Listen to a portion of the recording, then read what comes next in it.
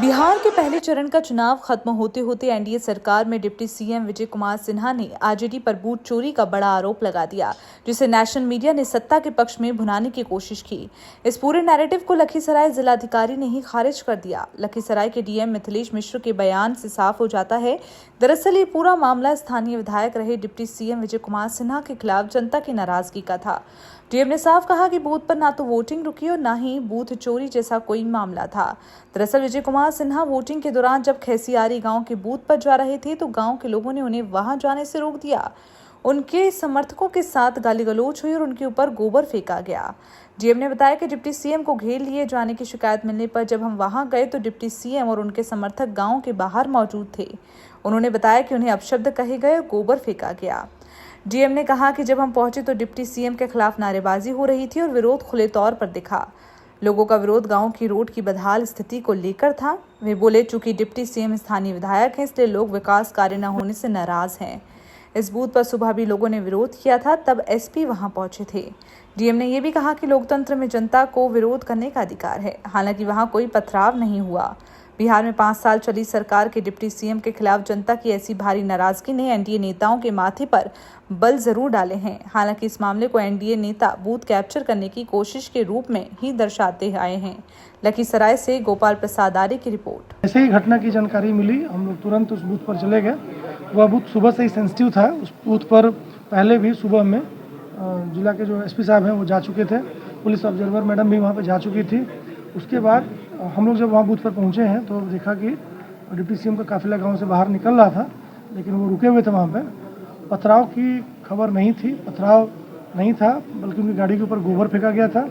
उनके जो साथ में लोग थे उन लोगों में बता रहे थे लोग कि गांव में काफ़ी गाली गलौज की जा रही थी, नारे लगाए जा रहे थे। हम लोग भी जब वहाँ गए तो लोगों ने कुछ नारेबाजी की और वहाँ विरोध प्रत्यक्ष रूप से दिखाई दे रहा था।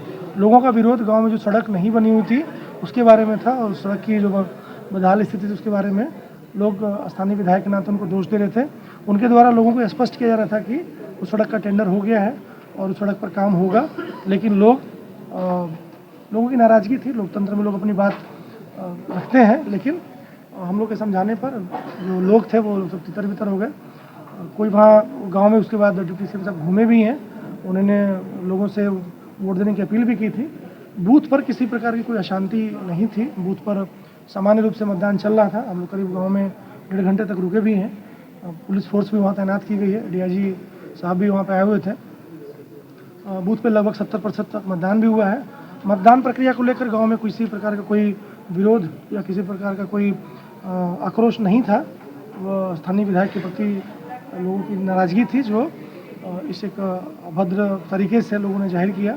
गाड़ी पे कोई पथराव, कोई चोट नहीं थी, लेकिन जो हुआ है वो स्वीकार्य नहीं है।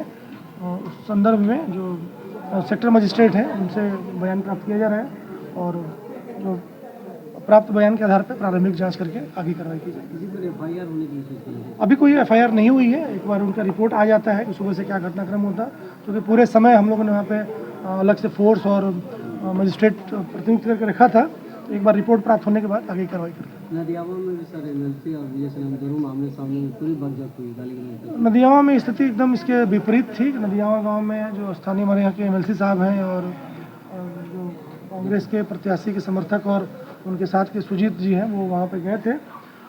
गांव में उनका विरोध हुआ है, वो लोग बूथ के बाहर थे। कितना बाहर थे वो भी जांच रिपोर्ट में आ जाएगा, लेकिन वहाँ पे उन लोगों का विरोध हुआ है और उसी क्रम में डिप्टी सीएम साहब भी वहाँ जा रहे थे, तो दोनों में आपस में बातचीत हुई है। उसका वीडियो भी मैंने मीडिया में देखा है, लेकिन मैं पूरी तरह सुन नहीं पाया उसको, क्योंकि मैं कई जगह बात कर रहा था। बूथ का भी क्लोजर रिपोर्ट लिया जा रहा था, उसकी भी रिपोर्ट वहाँ के पदाधिकारी से मांगी गई है।